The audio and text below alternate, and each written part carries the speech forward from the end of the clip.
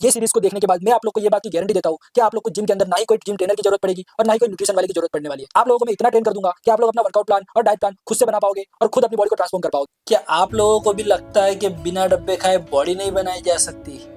क्या आप लोग भी वही लोग हो जिनको लगता है कि जिम जाके अच्छी बॉडी बनाने के लिए वे प्रोटीन पीना जरूरी है? तो मैं आप लोग को गलत साबित करने वाला हूँ, क्योंकि इस चैनल पर मैं स्टार्ट करने जा रहा हूँ एक नई सीरीज जिसके अंदर मैं अपने आप को आने वाले 100 डेज के अंदर ट्रांसफॉर्म करूंगा, और वो भी बिना वे प्रोटीन के। क्योंकि मैं आप लोग को बताने वाला हूँ कि कैसे आप लोग बिना वे प्रोटीन के भी अपने आप को ट्रांसफॉर्म कर सकते हो, और वो भी बहुत ही अच्छी तरीके से। नमस्कार, मेरा नाम है नीलेश और मैं स्वागत करता हूँ आपका मेरे इस यूट्यूब चैनल पर, जहाँ मैं स्टार्ट करने जा रहा हूँ एक नई सीरीज जिसका नाम है दंगल ट्रांसफॉर्मेशन। अब आप लोग को लगेगा कि दंगल ट्रांसफॉर्मेशन ये कैसा नाम है, तो इसके पीछे भी एक बहुत पुरानी स्टोरी है। तो ये बात है 2016 की, जब दंगल मूवी रिलीज हुई थी और उसके अंदर जो आमिर खान का ट्रांसफॉर्मेशन था उसको देख के मैं बहुत ही इम्प्रेस हुआ था, और मैंने सोचा था कि जब मैं बॉडी बनाऊंगा तो मैं ऐसा ट्रांसफॉर्मेशन जरूर करूंगा। लेकिन वो सपना का सपना रह गया। और दूसरा कारण ये है कि आमिर खान की जो हाइट है वो 165 सेंटीमीटर है और मेरी जो हाइट है वो भी 165 सेंटीमीटर के ही आसपास है। तो अगर मैं ये मान के चलूँ कि हम दोनों का जो बॉडी स्ट्रक्चर है वो बहुत ही सिमिलर होगा, तो ये मानना गलत नहीं होगा। तो इसीलिए अगर मैं खुद को उनकी बॉडी के साथ कंपेयर करूँगा तो वो कोई सेंस भी बनाता है, बजाय अगर मैं किसी लंबे आदमी की बॉडी को अपने आप से कंपेयर करूँ, ये कोई सेंस बनाएगा? सही बात है ना। तो इसीलिए हम लोग कंपेयर करने वाले हैं आमिर खान की बॉडी से हमारी बॉडी को, और हम ट्राई करेंगे कि जो मेरी बॉडी अभी ऐसी दिख रही है वो 100 डेज के बाद कुछ ऐसी दिखाई दे। अगर मैं मेरी बात करूँ तो मैं पिछले 7 सालों से जिम कर रहा हूँ, लेकिन उसके आने वाले पहले 3 सालों में मैंने जिम जाके सिर्फ टाइम पास ही किया है, क्योंकि तब ना ही ज़्यादा नॉलेज थी और ना ही कोई बताने वाला था। प्रोटीन के नाम पे सिर्फ घर का दाल चावल ही खाया करते थे और लगता था कि यही बहुत इनफ है। लेकिन उसके बाद वाले सालों में मैंने बहुत ज़्यादा नॉलेज गेन करना स्टार्ट किया और मैंने खुद को बहुत बार ट्रांसफॉर्म भी किया। लेकिन वहाँ एक बहुत बड़ी दिक्कत आ जाती थी, क्योंकि मैं बहुत ही स्लिम था पहले और मैं बहुत ज़्यादा लंबे टाइम तक बल्क नहीं कर रहा था। तो बहुत ज़्यादा नॉलेज ना होने की वजह से जो मैं मसल गेन करता भी था गेनिंग के अंदर, उसको मैं कटिंग के दौरान लूज कर देता था और फिर घूम फिर के वहीं पे आ जाता था। और दूसरी प्रॉब्लम तब ये होती थी कि मैं बिना टी शर्ट के जिम के अंदर तो बहुत ही अच्छा दिखता था, लेकिन अगर मैं टी शर्ट पहन के बाहर निकल जाऊँ तो बहुत ही कम लोग बता पाते थे कि मैं जिम भी जा रहा हूँ।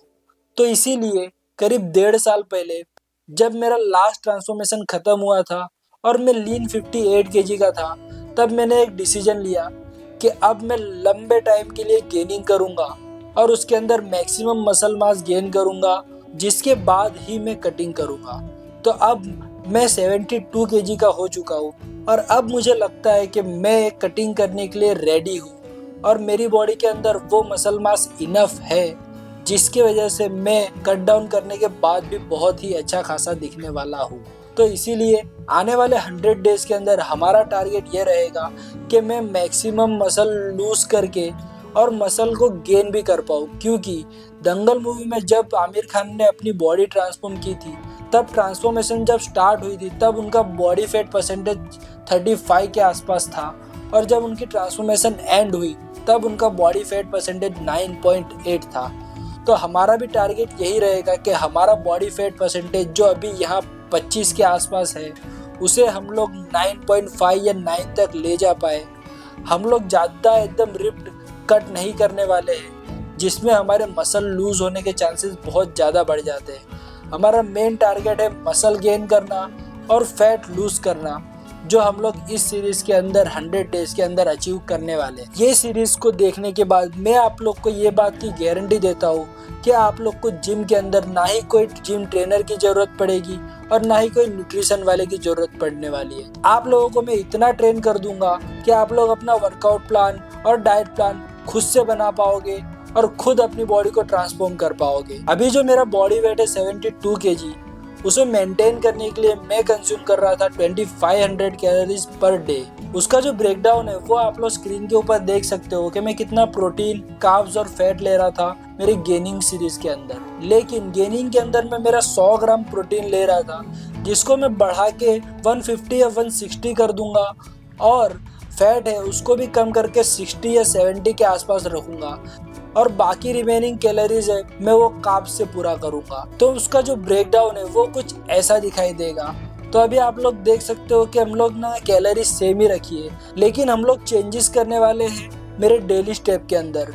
गेनिंग के अंदर मेरे जो डेली स्टेप है वो 6,500 से 7,000 के आसपास होते थे। तो कैलोरी डेफिसिट में रहने के लिए हम लोग जो हमारे स्टेप काउंट है उसे बढ़ाने वाले हैं। उसे हम लोग अब बढ़ा के 10,000 कर देने वाले हैं। तो वो हमारा डेफिसिट मेंटेन करने के लिए अभी स्टार्टिंग में काफ़ी होगा।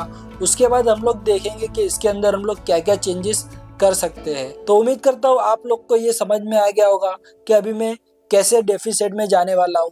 तो मैं मिलता हूँ आपसे अगले वीडियो में, तब तक के लिए पीस।